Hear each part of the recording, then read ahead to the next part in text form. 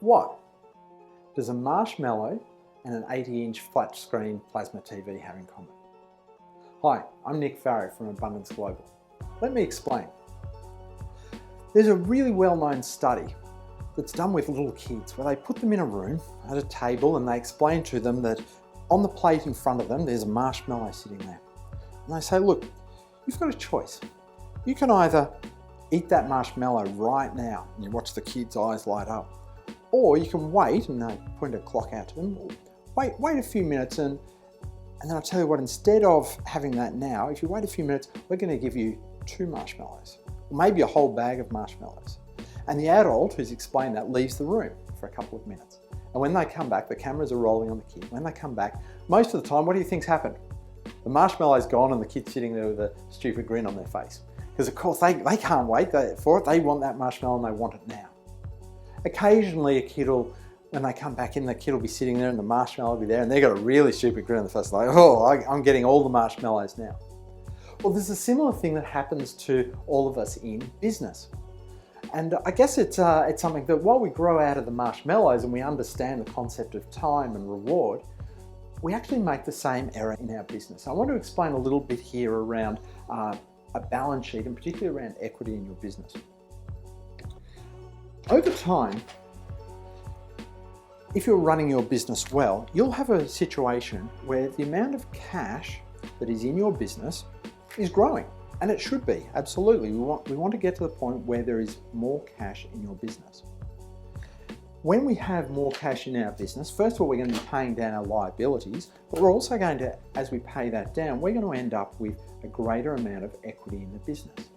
I guess I can hear you thinking right now, what is the difference between assets, liabilities, equity? Let me give you a quick analogy that might just help you to picture that. First of all, assets are stuff.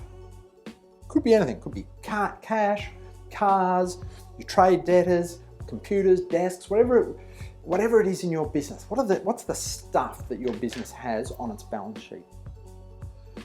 The second part, the liabilities, is what does the business owe? How much do you owe to your suppliers, to the tax office, on your credit card, maybe on an overdraft? What is that? And the difference between the two, the difference between the stuff and what you owe, is what you own. What you, as the entrepreneur that owns this business, what do you own in here? And that's equity. Your goal in running your business is to grow your equity. For the most part, the equity is going to be in the form of cash. What I see time and time again is whenever a business starts to build up a little bit of a cash reserve, have some extra equity in there, entrepreneurs do some funny things. They start spending that on stuff in the business. And in most cases, it's things like an 80-inch plasma TV to go on the wall of the boardroom meeting, and so they can do amazing presentations or do a video conference with someone, and it costs them an absolute fortune. The alternative is some people just hold extra cash, surplus to requirements in their business, or they upgrade their company car. They do crazy things like that. And as soon as you switch that cash for some other object, in this case, the equivalent of a marshmallow for the kid, you're actually decreasing the equity that's left in the business. I want you to take a different approach to this. I want you to take the approach that the kid who waits and ends up with multiple marshmallows gets. Now, what I didn't tell you was, while this is a business balance sheet, you have a different balance sheet. I'm going to call this your personal balance sheet. Now, it might be in your personal name, but it might also be in the name of another entity. It doesn't really matter. I'll let you figure that out with your panel of experts, your accountants and things, as to what that is. But you have another balance sheet. In this case, you've still got assets, you've still got liabilities in your personal name, when you might have a mortgage on your house or something like that. What we want you to actually think of doing is, okay, let's pick a kid that waits before they have the marshmallow.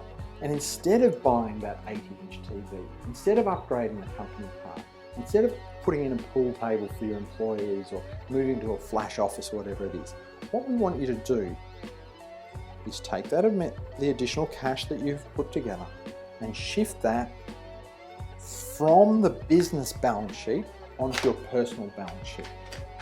Now you've got dollars here. Now you've got personal opportunities to invest.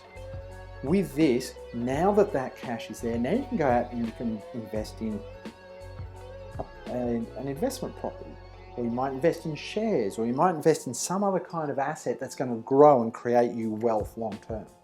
The kid with a bag of marshmallows, that's you when you've got a big investment portfolio. So question for you, are you going to be the kid that eats the marshmallow and turns this cash into the 80-inch screen TV for your meeting room? Or are you going to set yourself up for financial freedom for the years to come? For me, that choice is easy. What is it for you?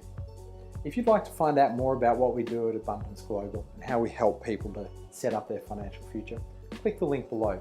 Come join our free community. We'd love to have you there.